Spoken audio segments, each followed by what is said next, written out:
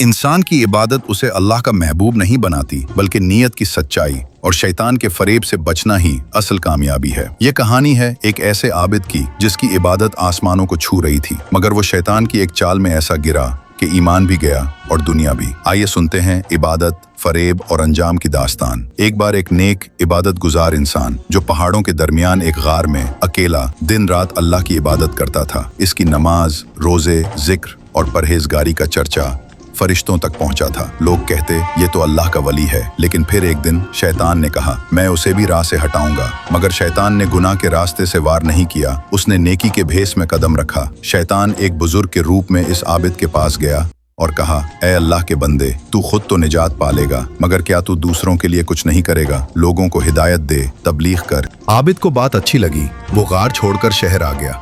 शहर में उसका चर्चा होने लगा। लोग उससे दुआएं करवाते, उसके हाथ चूमते। फिर एक दिन एक निहायत खूबसूरत औरत आई। उसने कहा, मैं बीमार हूँ, मेरी शिफा सिर्फ आपकी दुआ से मुमकिन है। वो रोज आती, करीब आती, और फिर शैतान ने आबिद के दिल में वसवसा डाल दिया। आबिद जो अल्लाह का वली समझा जाता था, एक लम्हे की गफलत में गुनाह कर बैठा। खौफ से उसने औरत को कत्ल कर दिया और लाश छुपा दी।